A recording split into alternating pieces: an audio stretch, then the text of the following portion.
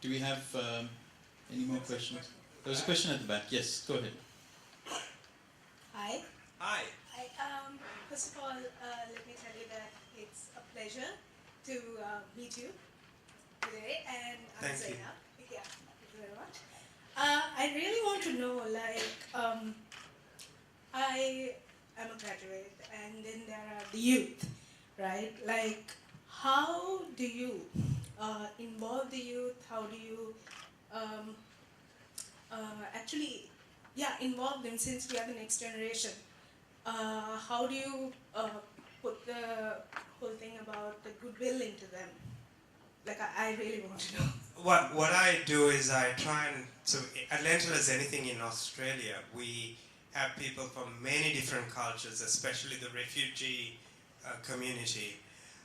And what I try and do is get people to be proud of their own culture and use those characteristics as a means of growing themselves and contributing to the community. For an example, there was a young Ethiopian refugee girl, and she told us that Ethiopia has the world's oldest coffee ceremony. So I said, well, why don't you perform the Ethiopian coffee ceremony here, and we can educate people about that. And it became an incredible thing. And there were many followers who came specially to experience this ancient coffee ceremony. This was a 17-year-old girl.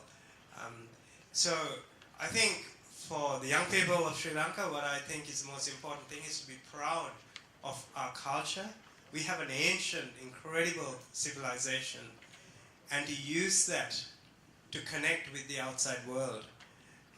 I think of things like ecotourism, of our traditional art and craft, of our traditional farming methods. All that can be forerunners in the global journey. And I think we really need to hone in on this beautiful country, the beautiful people we have here, and to be confident of who you are and what you have to offer, and from that to take the next step. Okay, thank you very much. We have a question here, but I just want to find out, is this side is awfully quiet. Okay, we have one at the back, and one here and then one here. Can I ask you to make it really brief, and Shanik will take all three together, and then if you can remember the questions. So we'll take that one, this one, and then Chandul over here. Hi, Harshini, Esteem Consultants. Hi, Anushka. Hi, Shanika. Thanks for the lovely discussion. Just wanted to ask you, now you're expanding into Italy, but do you think the model will work in a country like Sri Lanka or India? If so, or if you were to establish a Lentil as anything over here or in India, or a similar kind of economic status, social status, culture sort of country, how would you adapt your model? And we'll take the one over here. The question is, how did you come up with the name? Did you have a similar version and translate it to English? Just curious about that. And Chandul. Shanika, welcome back to Sri Lanka. I'm much glad about your presence here. And just a question, I just want to find out what percentage of your revenue come from the meals, and what percentage from real donations? That's an easy one, 100% from the meals. But because of the tax ruling, we are not allowed to say that. It's so the technicality that we operate under is that Lentil as anything is like a club. People donate to keep the free meal service going, but the donation is not directly related to the meal that you had.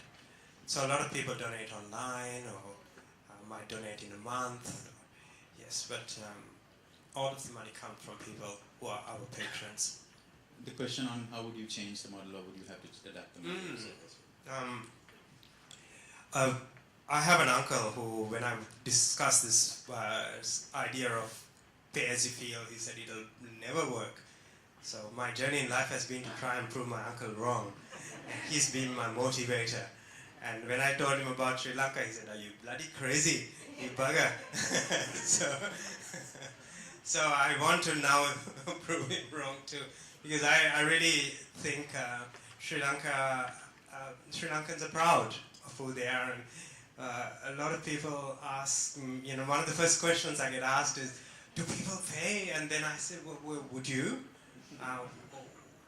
What is that? Why do we think that the people we live around are demons and people without integrity and are opportunists who... What does that say about our belief in our society? So to me, yes, I think it will definitely work in Sri Lanka and in India. I have no doubt. Look at the dansalas where people give free food. The poorest are the people who take the most pride in our culture. So if I were to open a lentil here, and I'm not going to do that straight away, I just need a bit of a rest after 17 years. But I think I would look at a place where there are artists and where there are people who are practicing culture and try and include as many of those aspects as possible, because we are a dynamic cultural hub in each of the restaurants, and the artists especially become custodians of this project. I'll come to your question as we close. Shanika, hang on. I'll come to that in a minute.